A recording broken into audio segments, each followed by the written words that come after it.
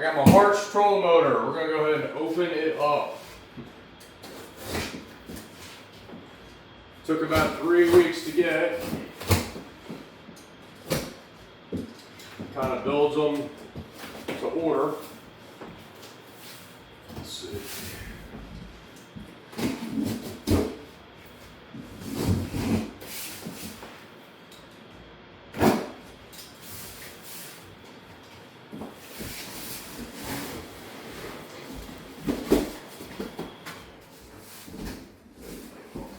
Just like that.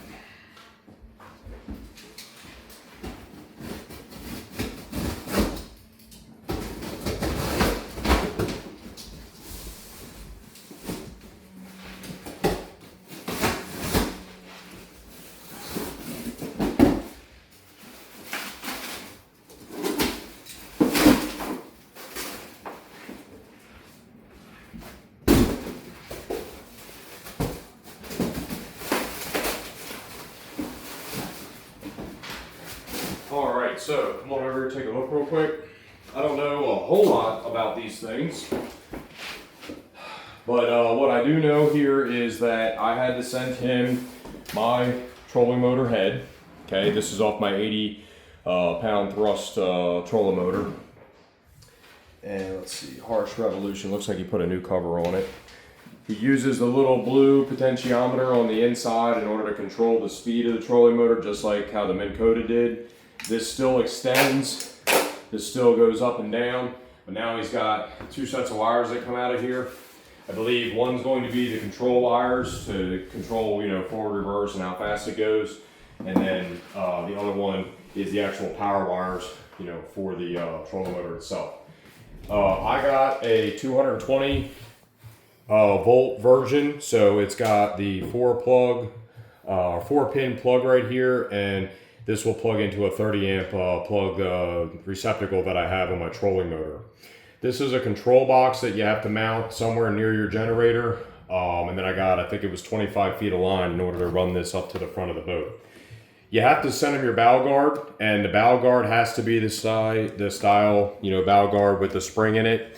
You can, you know, I guess technically use the other style, but he really recommends that you don't, because you're going to be going a lot faster with this thing. This thing's super powerful. You don't want to like run into something and then the bow guard not work the way that it's supposed to work. So you do have to send them the bow guard, and you do have to send them the head off your trolling motor. This plug, if you know, if you wanted to, you could actually get a 120 volt version of this, and instead of it having a plug in like this, it would just have like a regular plug. Come on down here. So here's the little basically mud motor prop that goes on here. As you can see, it's got a way smaller profile than what the original plastic prop did that came on the trolling motor. Looks like you got like a little machined end here on this motor. This right here, obviously to hold on to this, and then it's got real nice, looks like a clamping, you know, system right here to hold this on. So what I got to do is get this thing, you know, mounted up on the boat itself, and then I got to get the wires ran, and I'm going to have to find a spot to put this, you know, out of the weather. Real quick too about this, you got to make sure that this box is mounted to where it's vertical with these connections coming down out of the bottom. Looks like he also supplied me with the hardware back. That is what I sent him when I did the original head, probably because he put new hardware in. I did order some new bushings and something else. I don't remember what it was now, but he said these are some things that are basically like items that could, you know, be replaced or go bad if you run into something or whatever. So I ordered some extras of that. And then this is what controls the depth of my trolling motor. I sent him that too, but he doesn't need it. I can just take that off and snap it right onto the pole. So the pole comes at 62 inches, I do believe is what he said, and that works out pretty good for my boat.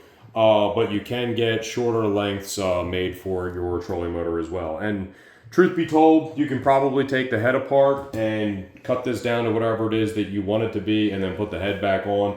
But if you open this up, I seem to recall there was like 10 or 12 connections in there. So you would just have to be really careful to make sure you put everything back where it belongs. But for now, that's it. I'm gonna go get this mounted up on the boat.